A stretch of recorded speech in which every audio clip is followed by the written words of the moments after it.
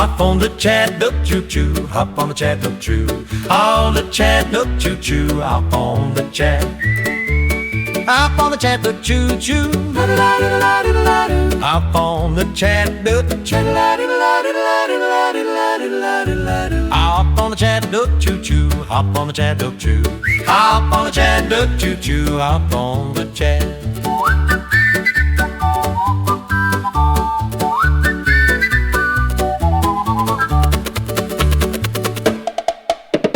Hop on the Chat.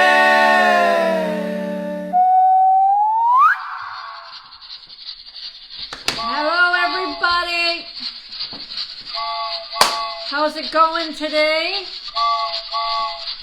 I hope you're doing well. My name is Christine Deaton, and I'm here on the Chat Nook. Haven't been here in a while. We'll talk about that at the end of the show, but thank you for being here today. I see a bunch of you hopping on already, and we sure appreciate you jumping on the Chat Nook choo-choo. We have a lot to talk about today, so I do want to welcome you and thank you for joining us on this beautiful Sunday afternoon, April 19th, 2026.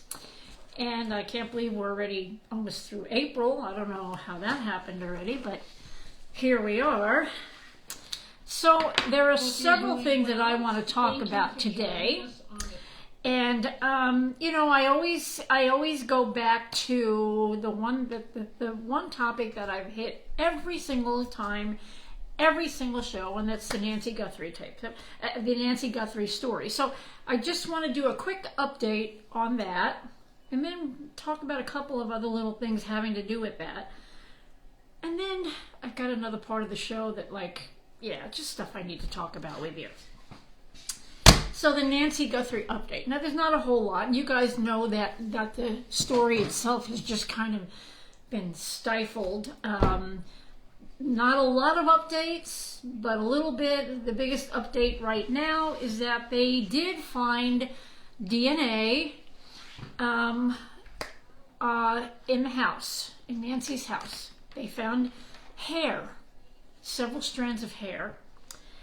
And so that hair has been sent to the Quantico.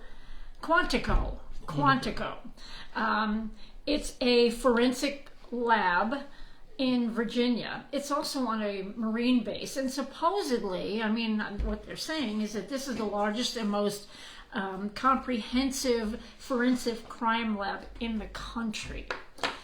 The blood stains and those things like that were captured initially in this story was sent to Florida, where Sheriff Nanos has some affiliation, and he sent it there. Now, there's nothing wrong with that crime lab in Florida, but this Quantico is supposed to be the place, the best place, and that's where the FBI sends all of their forensic evidence.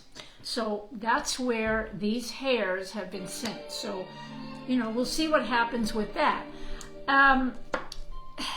Nothing else happened in between all this time that we're not hearing anything. Everything's kind of been stifled, and so we really don't know what's going on. But there was a question asked about, well, this hair, apparently these hair strands that they found, none of them had the root. Okay, now the root of a hair strand is what the DNA is the best DNA that you can get from a hair strand. Okay, if you got that root, that little piece of skin, the hair that was inside your head, that's great DNA. But now they have this new thing called whole genome frequency. Basically what that means is they can take a hair strand that does not have that hair follicle, okay, and they can basically slice through it. It's kind of like if you took a tree trunk or a tree, you know, stem or whatever you want to call it, And you took that, and when you cut a tree down, you can see all those rings, okay?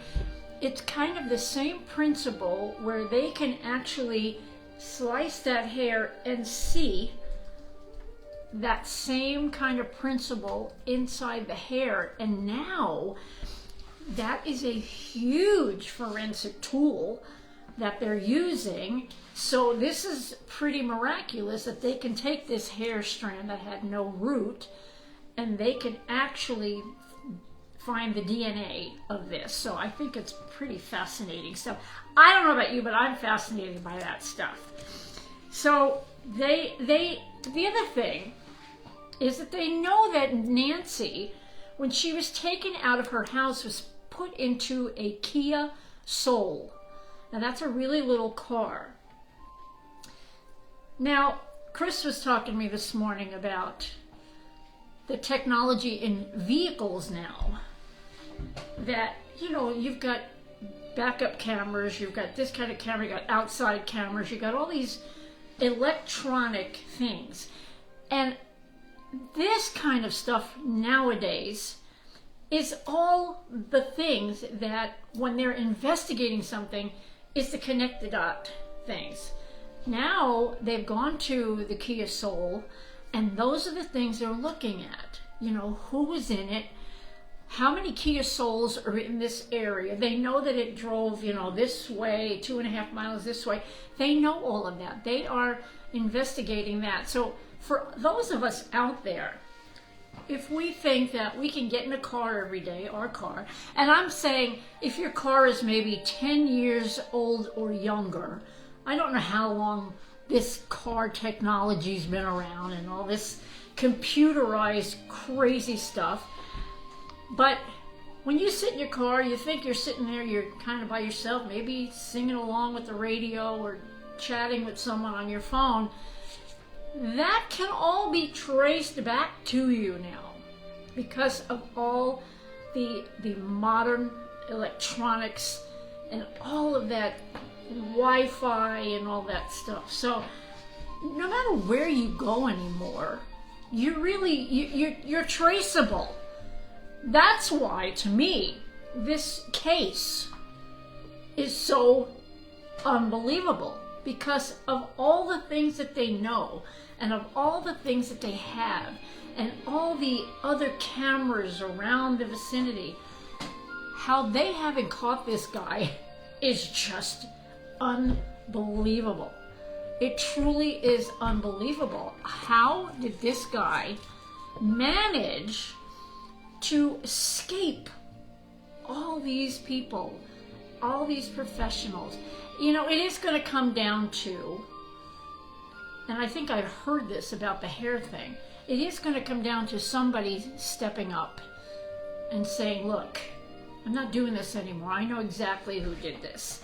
And that's how this case, if not through the electronic and the forensic lab and stuff, which you think that would be the case solvers, if not for that, it's going to be somebody who steps up to the plate and says, I know who did this. I know why they did it, how they did it, where she is. It's gonna be somebody with a conscience that at some point steps up to the plate, and that's how this is going to be solved. That's my opinion. By the way, anything on this show really is my opinion, you know, and agree to disagree. Always put your notes in there and let me know, you know, what you're thinking while we're talking. And then I always say, if you want to talk about something on one of the shows, let me know what it is. I'd love that. I'd love to be challenged for something to talk about. Otherwise, I come up with my own stuff. So there you go. Okay, so now let's see. So remember that if you're a criminal, it would really be almost impossible anymore to not be caught somehow. Now, this Nancy Guthrie case is something in and of itself. It's like nobody can figure this one out. But as a rule, committing a crime in this day and age, it's pretty stupid. It's pretty stupid because they're going to find you, whether it's on your own phone, whether it's on your computer, whether it's Ring cameras, whatever. You're going to be caught, okay? So keep that in mind when you're thinking about committing a crime. Let's hope you're not doing that. I'm just saying. Let's hope you're not thinking about committing a crime. Or if you know somebody who's kind of lived that life, kind of tell them, don't do it, not now, because they're gonna catch you. And let me tell you, I have been surfing, because I always try to find things that I want to talk about that I think are important. Hello, Barbara. Thank you for watching today. We appreciate that very much. Welcome to the Chat Nook. I always try to look for things that are not only interesting to me, but things worth talking about. Like why would you want to sit and listen to me? Well, it's because my brain is probably saying a lot of the same things your brain is saying, okay? And so, as I'm doing my research every week, I'm doing my research on the Nancy Guthrie case. So then this new case comes up today. Now, the case itself is not new, okay? Hello, Teresa. How are you, my dear? Thanks for being here today. So they were talking about this, the whole, it's WHOLE, whole genome frequency, which is the new technology on a piece of hair, right, in a forensic lab. So that technology is what caught this genius serial killer, Rex, how do you say his name? Huerman? Oh, shoot. Huerman, or something like that. Huerman. Okay. Now, listen to this. This guy, somehow, through the technology of the hair thing, and it was either his wife or he has one daughter, and his wife, and through the one of the women's hair, must have been the daughter, because she would be the one that had genetically, light bulb just went on. Okay, so it must have been his daughter, because through her hair, they found Rex. Who is Rex? Let me tell you who Rex is. There is a Netflix documentary called Gone Girl, and it's about the Long Island serial killer. And that's this guy. And come to find out that he killed supposedly 8 women. Serial killer killed 8 women on Long Island, New York, from 1993 to 2011. But they never caught him. But somehow, through this hair technology, they connected her hair with his DNA, and they caught him. He confesses to all of the murders, okay? Found guilty. This was just this month, April 2026. He's pled guilty to all of the 8 murders, okay? This is a smart guy, an architect, married, has a daughter. You know what I'm saying? To look at him, well, now he looks a little nutty, but back then he looked like a normal guy, okay? Killing all these women. They get him through the hair thing, okay? And he's going to prison for the rest of his life. Cracks me up when they say 5 life sentences, and you only need 1 life sentence. I mean, I don't know what all that's about, and I don't know all that technical crap. But I'm just saying, 1 life sentence, you're in for life, right? But this guy had multiple life sentences and all this stuff, so he's gone. He's going to prison. But you watch him, and he's very, yes sir, I understand, yes sir.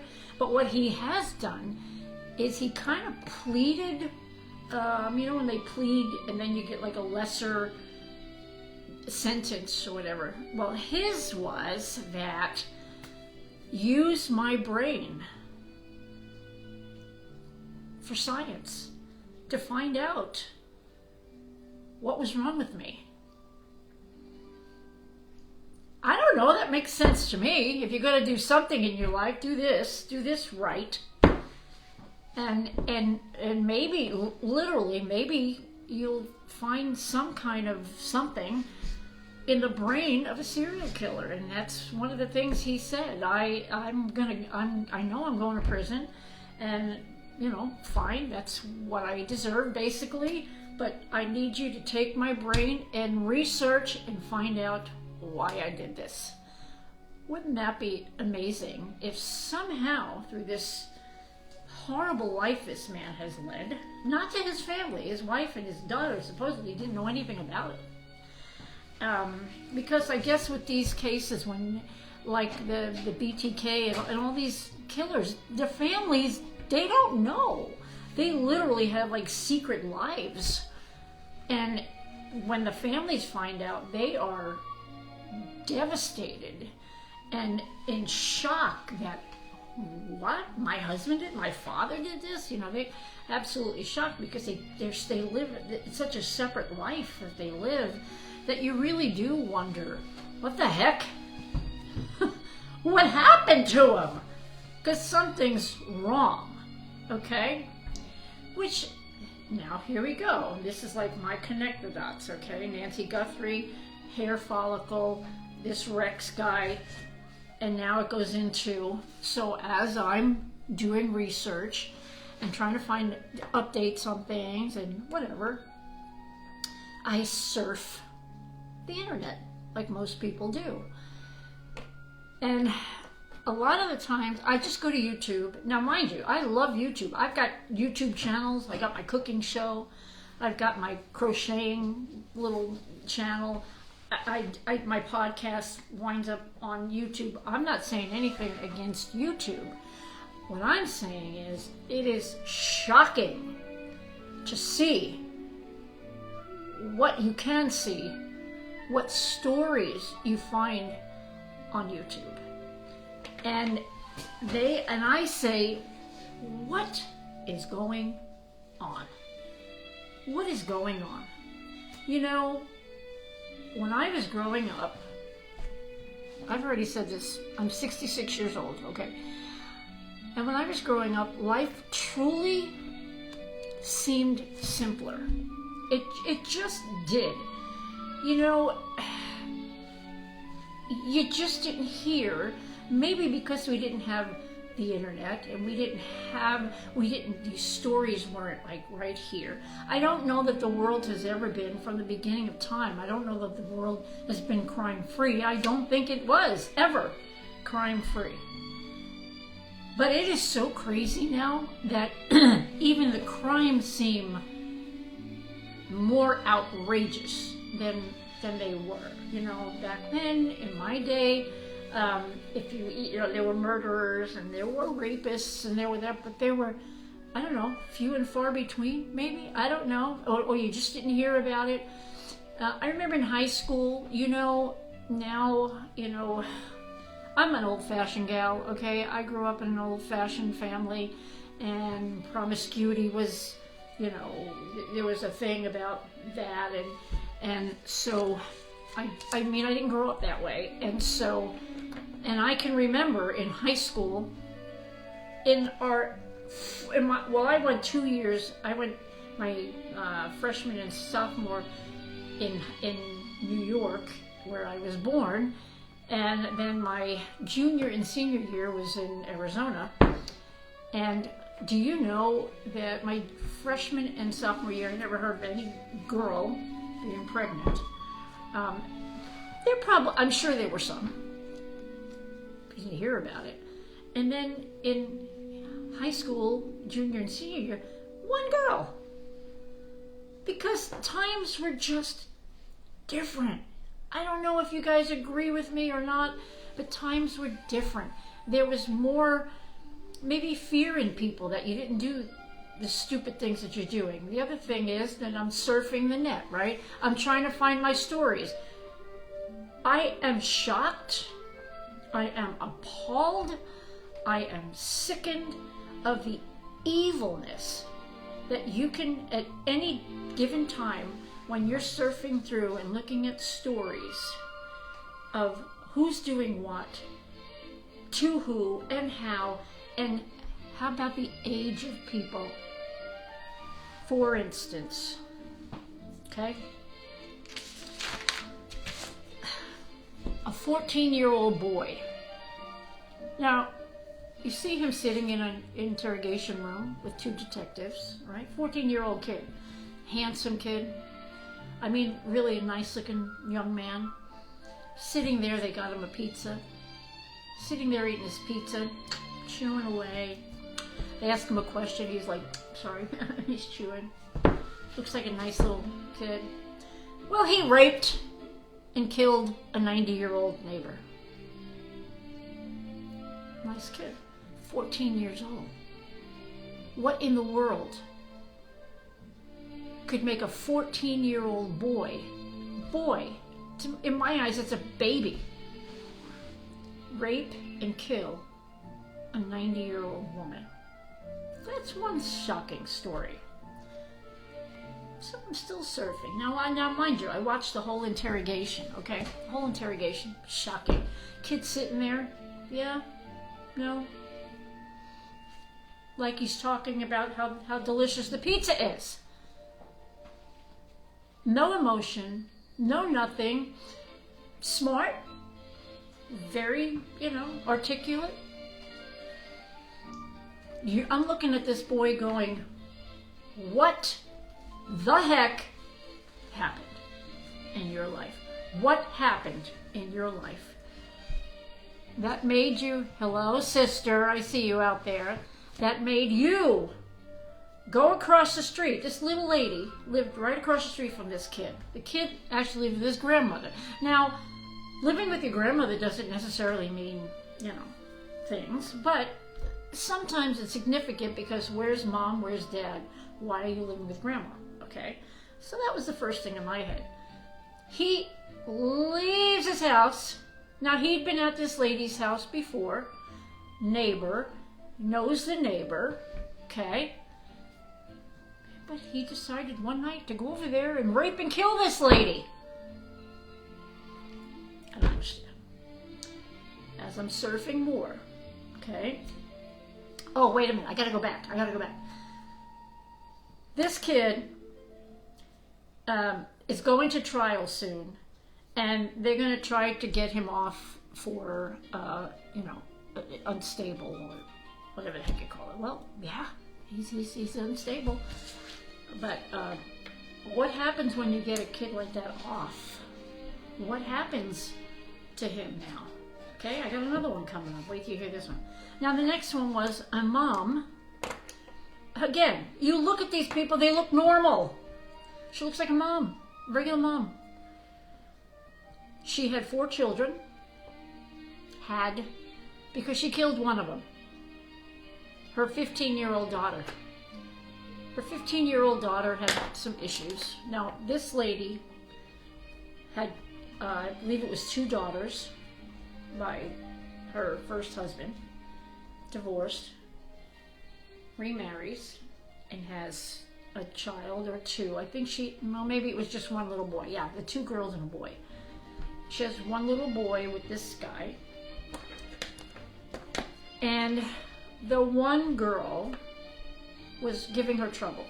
15 years old, you know how it is. Sometimes 15-year-olds, they're not okay. But that's okay, because it's your job to make them okay, right? And so the mom starts beating this girl. I mean beating her. Like the girl she's got, her lip is split so badly that she can't chew. She's got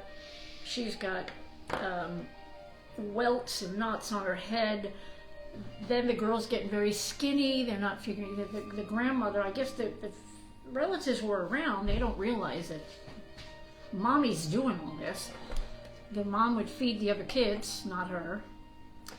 So it was this ongoing thing, something about this particular kid that the mother just didn't want anything to do with her, and wound up killing the girl. She says the girl was running after the dog, and the girl fell and hit her head and died. No, they know that that's not true. So now the mom's going to go to prison. I mean, okay. In the meantime, the girl's dead. Now the mom in the interrogation, okay, is talking with the police, and she's like, but I didn't mean it. Not one tear shed for this girl. They kept showing the picture of the girl. I mean, I don't know. The insanity was just, in the last few days, has been, I really don't know what's happened.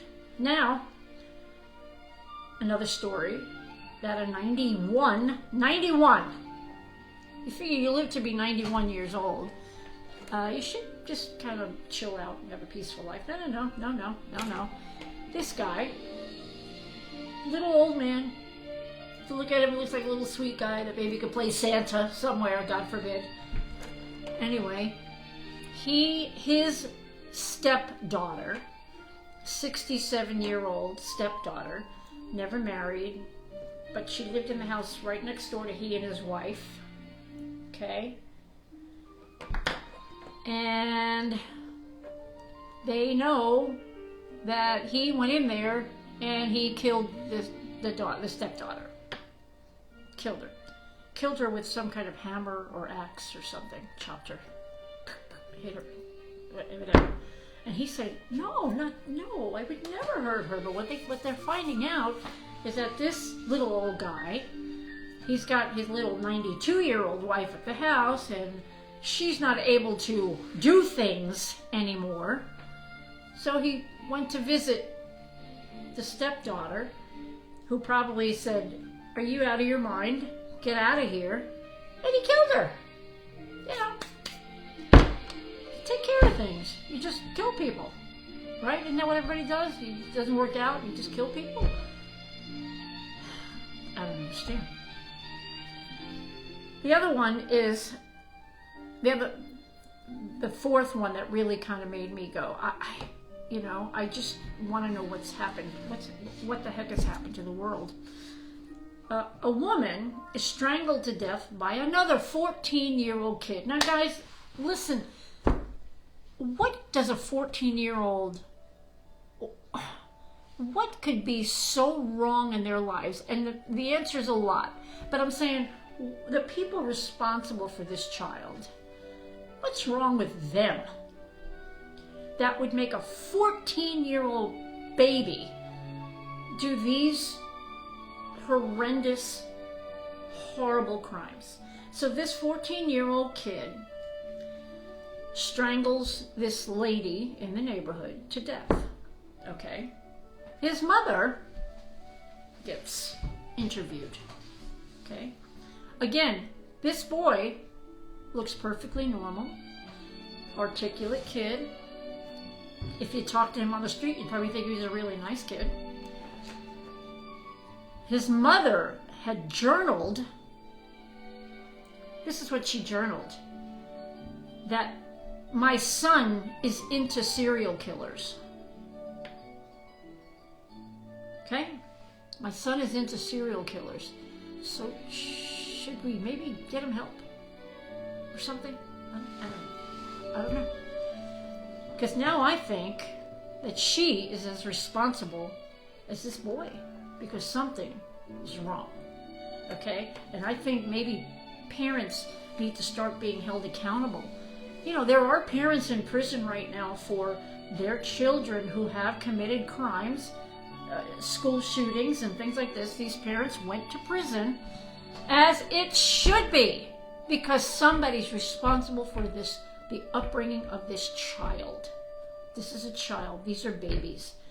And when they're committing these kinds of crimes, the problem lies with the other people in this kid's lives as well as that child.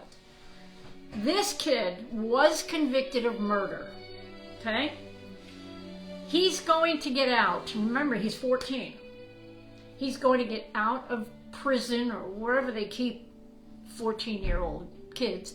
He's going to get out at 21 years old. And then what? Now, they said, you know, while he's institutionalized in the jail, wherever he is, they'll give him counseling, and they're going to have him go to classes, and they're going to try to rehabilitate him. And you know what I say? That all the therapies in the world can't fix insanity. Now, I say that with all respect for counselors. My father was a counselor. Okay? But I do know that if your mind is already that warped, that at 14 years old, you are capable of killing someone. And like the one kid that I was talking about, like, journaled this stuff. Like, I just want to kill somebody. Yeah. I didn't tell you about that. The girl, 15-year-old girl, killed a 9-year-old little girl because she just wanted to know what it felt like. Innocent little 9-year-old girl. They were in the same neighborhood. Okay, the 15-year-old girl had already planned she was going to kill someone, had already dug a grave. You never know what goes through people's minds. Sometimes people try to keep the rose-colored glasses. Yes, yeah. And the thing is, the people on the outside, we don't realize that these people are nuts. They're nuts, and they're capable of really heinous things. Anyway, this girl, okay, she had already dug a grave in like this little, there was a housing development, but then right outside was this forest area. The girl had already dug basically a grave. And she picked this little girl because she knew that this little 9-year-old girl would be an easy target. So that day, she sees the little girl, "Hey, how are you?" And says, "Do you want to take a walk?" "Sure." They take a walk. She slices the girl's neck, kills her. Okay? I thought the grandmother of the 15-year-old was literally going to have a heart attack in the interrogation room when that came out. And she journaled that she just wanted to see how it would feel to kill somebody. Now, look, at 66 years old, I've known thousands and thousands and thousands of people in my life, okay? I've known people from every walk of life. I've known rich, I've known poor, and I've known all the people in between. I've known people who have had legal trouble. But I never knew anybody that killed. Thank God. But now, it is so, I want to say commonplace. It shouldn't be. But if you start surfing the net, you're going to see thousands and thousands and thousands of stories of killers from young to old and in between. What the heck has happened to this world? It was not this crazy. I don't care what anybody says. This world was not this sick, depraved, and crazy What is Jennifer saying about the FedEx driver? She's just saying that she's been watching the case of the FedEx driver who raped and killed the 7-year-old. It was all on audio. Oh, right. Oh, yeah, the FedEx driver took the kid, the little girl. The jury had to sit through the process of listening to that on Friday. That was another thing. The FedEx driver takes this little 7-year-old girl in the FedEx truck. They have the audio. I think they even had a picture in the truck of him with the little girl standing there, if I'm not mistaken, if that's the same story. And he wound up killing this innocent, beautiful little 7-year-old girl. What is happening? It is, Teresa, yes, it is. Every story that I've come across this week is so, like, it boggles my brain, because I'm like, how did our world become this depraved? And Alicia, you could be right. Video games, you don't want to blame games, but maybe that's where the violence is coming from. I don't know. But what the heck, where are we headed? Because I'm telling you, this scares me to death. When you see these little kids in interrogation rooms eating pizza like they just went and bought it at Pizza Hut and they're enjoying it with their buddies, but they're in there because they've murdered someone and they've raped and murdered someone. Oh, so the little girl in the FedEx truck said she was standing in the doorway and asked him where they were going. So what's good? Well, first of all, I don't know the full story of it. Has he been convicted, or what's the story on that? I would like to get on the internet one of these days, or my TV, and I would like to just start looking up wonderful stories that make you appreciate life again, stories that don't scare the daylights out of you. Find them, and maybe that's all done on purpose. I don't know, but you are hard pressed to find stories that just lighten your heart and think, oh gosh, I'm so glad to hear that, because all these other things are so horrendous. The tragedy in this world today, and the little neighborhood kids that you just don't even know they're that crazy and heinous. You just don't know who you're living by anymore. There was a thing, and I was hoping it was wrong, that I was again doing research to do shows and stuff, and this thing popped up on Facebook. Now sometimes you don't know if it's scam kind of thing or not,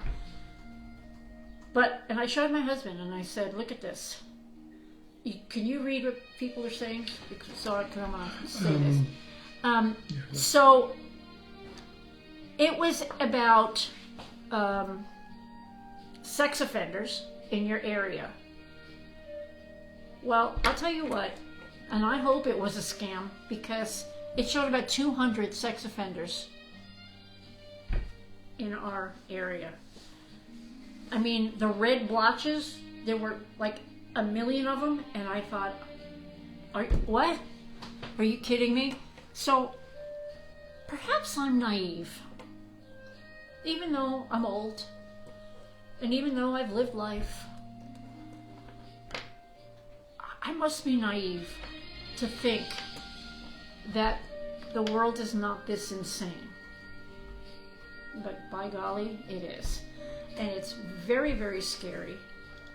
And it's just, it makes you afraid to go out. It makes you afraid to have your grandchildren go out, your kids go out, because you just don't know who is lurking around. And I mean, you got to be afraid. You hear stories about people just going into Walmart and something happens. And I mean, where are you safe? I don't know.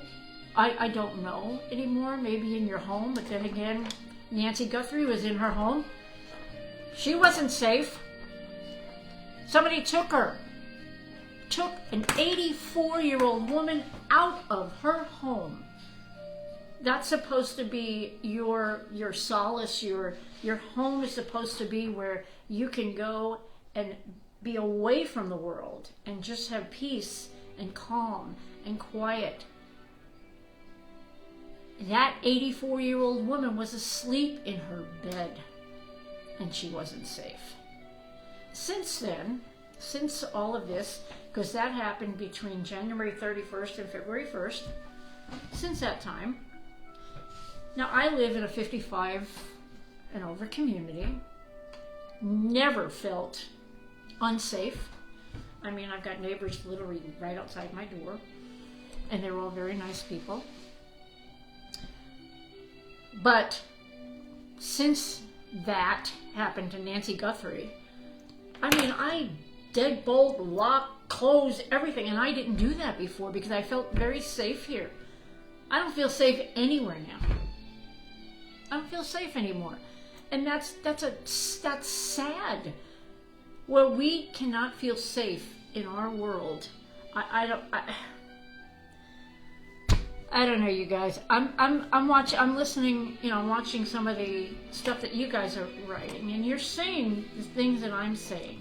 That it's scary. You can't just take a walk at night. I used to walk every single day, multiple times around my building for exercise because of the stuff with my legs and everything. I'm not even afraid to do that anymore because I don't know who's out there and I don't know who's watching me. And that's the thing. A lot of these crimes are committed. People are watching. That's what happened with Nancy Guthrie. Whoever this guy was knew her movements. He had already been to her house. He had already been watching her. There was nothing accidental about him getting her. He knew that she's always in her home at this time and, what night she's not there. And he already knew that. Why? Because he was watching her. When are we safe? I don't know. Can anybody answer that? Do you feel safe? Because I don't anymore. And I don't want to live my life paranoid. I just don't, because then you're trapped. You're trapped. But what do? How do you prevent yourself from being a victim of insanity? And I'm going to go back to what I said. All the therapies in the world, because all of these kids that are committing crimes, they're going to get all kinds of therapy. They're going to get, this doctor and this psychologist and this psychiatrist and all these people are going to see these kids. But you cannot fix insanity. You cannot. Quote me on that. That's my thing. That's my thought. And quote me on it. You cannot fix insanity. I don't care who the therapist is. It's not going to happen. If those wires are already that sick and crossed, there ain't nobody fixing it, guys. Nobody. So. It's a very sad world. It's a very sad world. It makes me what do our kids have to deal with in school? You ever think about that? Our grandkids? What do they have to deal with in school? It's funny because sometimes, this has happened a few times. This is real. I'll be watching something, maybe when my grandkids first get here, and there are a couple of little inappropriate things, and I'll say, "Ooh, let me take that off right away." And my grandkids will say, the older ones, the high school, "Grandma, trust me, we hear and see much worse than that in school." Really? Because that was pretty bad. What the heck is going on at your school? And it scares me for them. Like, what do these kids have to deal with every day that we did not have to deal with? I'm telling you, times were simpler. Times were better. We did not have the worries. We did not have to put up with the insanity that our kids in school have to deal with now. And I am scared to death for them. You guys, I challenge you. Would you do me a favor and go grab the gray towel in the back bathroom. I want to show them something.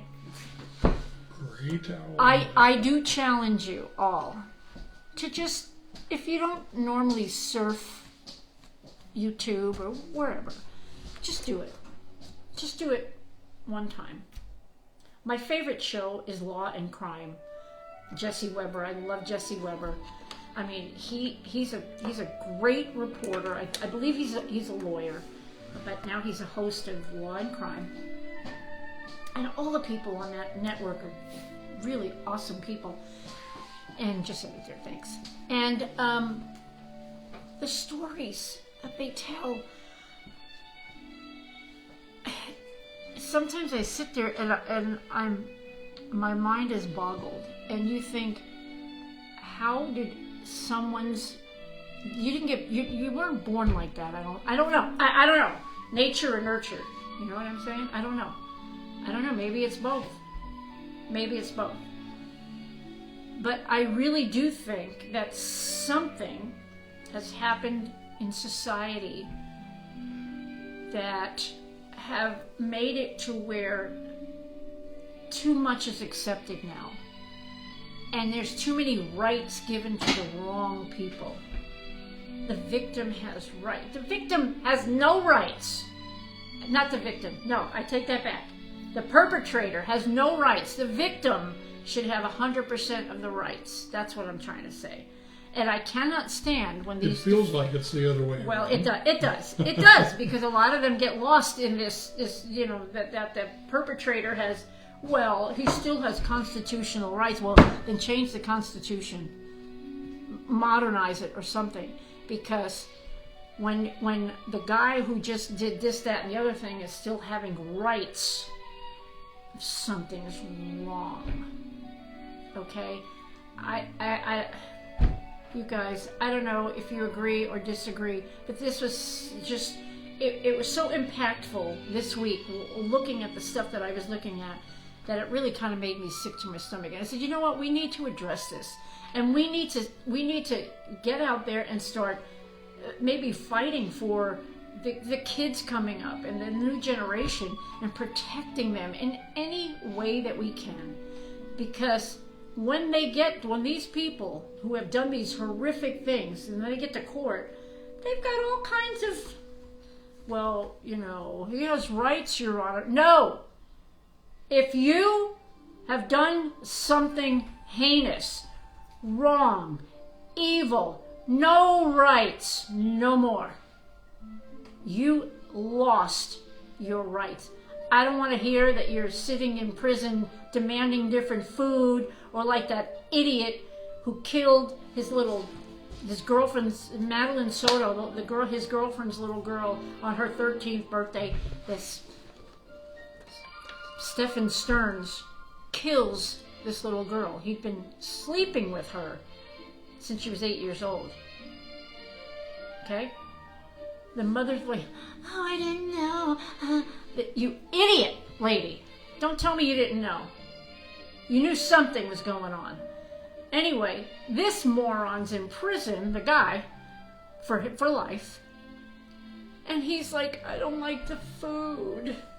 And, they're not very nice to me. And I was really cold. Who cares? Who the heck cares if you're cold, if you're hungry, if you don't like the carrots or you didn't get enough of them? Who cares? You're lucky you're being fed. And I'll tell you what makes me mad with the prison systems in this country. That if you go to prison, you're only there because you've done something really, really bad. Okay? And yet, if you've committed, let's say you've raped and killed someone, and you've been sentenced to life in prison, guess what? You don't have to pay bills. You don't have to pay taxes. You get 3 meals a day. You get a bed. No. They should be working every day, all day long. They should be sent to other countries. They should be on the front lines of wars. Those are the people you send to the front lines. Empty the system, empty the buildings out, and send them all to war. They like to fight. They like to do bad things. Put them on the front lines. Anybody agree with that? Because I've thought about that for years. You know, if you had a little drug scuffle, not that listen, I've never taken an illegal drug in my life. That is the God's honest truth. Okay? But if you've been dabbling with drugs and you wound up in prison for a couple of years, I'm not talking about those guys. Maybe they can be rehabilitated. I don't know. But I'm not talking, that's not a violent crime. Okay? And I'm not giving them a green light that you're okay and no. I'm not saying that. But there are violent criminals, repeat offender violent criminals. You take them out of the prisons, you give them all the guns they want, you give them a uniform, and you put them on the front lines, the worst wars, wherever that is, send them. That's where they need to be. And clean out the prisons and stop feeding these people and giving them a free pass for the rest of their lives. Because this country is screwed up. I don't know if anybody agrees. We'll see. I don't know, but that's how I feel about it. Okay. All that being said, you guys, we're going to end here in a couple of minutes. I wanted to, believe it or not, I wanted to end on something. This is why I believe in the death penalty for certain cases, you know? But it shouldn't take 35 years for the death either. Because I think, you know, in third world countries or other countries, if you steal something, maybe to feed your family, you get your hands cut off. In this country, you know, you can do violent crimes and you still get a room, you still get no bills. You don't even have to help your family on the outside to survive. You get to do nothing. And then they're bored. They keep me in solitary confinement. No, how about I put you in the ditch that you put your victim? How about that? Let you live there for the next 5 years, and then, you know. Anyway, you guys, that's how I feel about it. I'm sorry. We're protecting the wrong people in this country. Okay, and I still say that a lot of, when you see these babies, these 14-year-old kids committing murders, strangling people, raping people, God Almighty, what is wrong? And I'll tell you, the biggest thing is the generation right before them, the parenting. Something happened. Something very, very, very bad happened. So let's say a prayer for our country today. That I don't know. I don't even know what to pray for except just a better world to live in. Okay, moving on. You know, when you look at your towels, because I read this in my while I'm doing all my research, and you see this little thing here. Okay, this right here. Do you know that actually has a name and a purpose? Did anybody know that? Because I didn't know that. So it's called Adobe Border. Okay, Adobe Border, D-O-B-B-Y, Adobe Border. And it has a practical purpose as well as a finished appearance on the towel, okay? And the practical purpose is to keep all the material together, okay? And it provides a structural integrity and prevents the cloth from stretching, okay? It doesn't stretch. And it also reduces the edges from fraying when you're doing the laundry. And then, of course, that little stitching, they kind of make it a little fancy or whatever. Every towel is different to make it look like it's a design, but it keeps the towel together. Did anybody know that? Because I didn't. Did you know that? No. I didn't know that. So everybody, now you know that there's Adobe Border on your towels, and now you know the reason why. I like that, right? I was like, all these years, and I just thought it was a design on the towel. What do I know? Who thinks about towels? But now I do. Okay, the other thing is, I haven't been on in 2 weeks. You guys know that my mom had been put in hospice the beginning of February. And I'm going to start on April 5th. Sorry.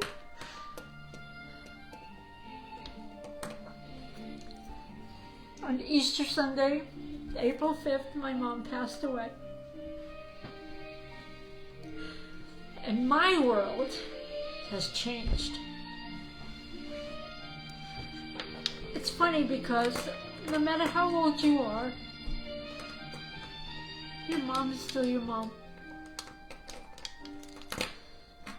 And I miss her terribly.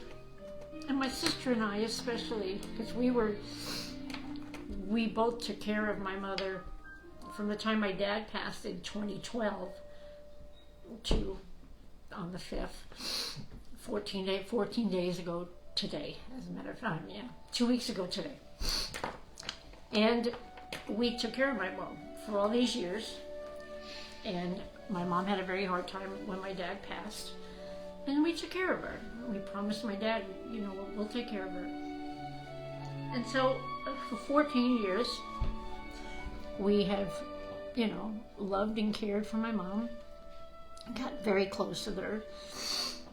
And the last couple of weeks, we could tell she's getting a little worse. And she's getting a little worse. And I'm saying all this because a lot of you have asked. A lot of you have inquired about Mom. But on the 5th of April, she passed away. The 5th of April was also my oldest daughter Elizabeth's 45th birthday. And the parallel there is that Elizabeth was my mom's oldest grandchild. And that morning, Easter morning, the day of resurrection, my mother absolutely believed in God and heaven and resurrection and all that stuff. So it's peaceful and calm that she died on Easter Sunday. But we were all there. All of us that were out here at the time were around her in her bed. And my daughter Elizabeth walked in. And I bet you, and we all had some part of my mom. We all held my mom. My daughter walked in and held on to my mom. And within seconds, my mom died.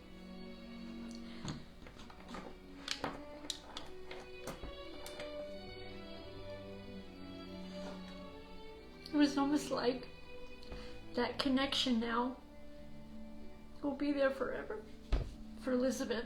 And I was worried about that. Because I said for the rest of her life, she's going to have, that's the day my mom passed away. But Elizabeth has been very gracious about it, and she said, that's just another connection, Mom. So that was where I've been for 2 weeks. Last week, I was in no condition to do a podcast.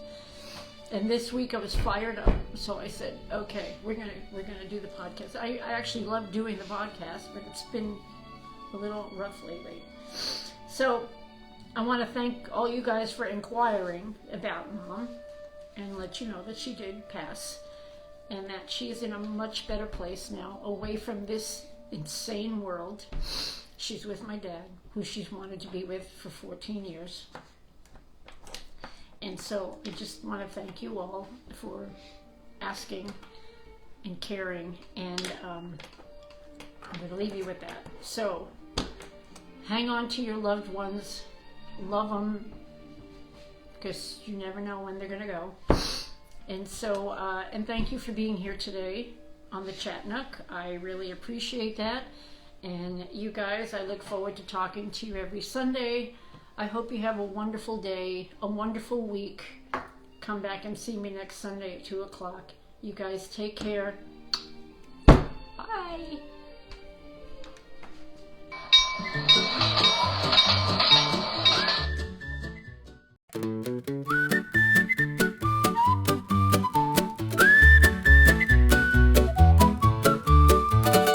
Hop on the Chat Nook, choo-choo. Hop on the Chat Nook, choo. On the Chat Nook, choo-choo. Hop on the Chat. Hop on the Chat Nook, choo-choo. Hop on the Chat Nook, hop on the Chat Nook, choo-choo. Hop on the Chat Nook, choo. Hop on the Chat Nook, choo-choo. Hop on the Chat.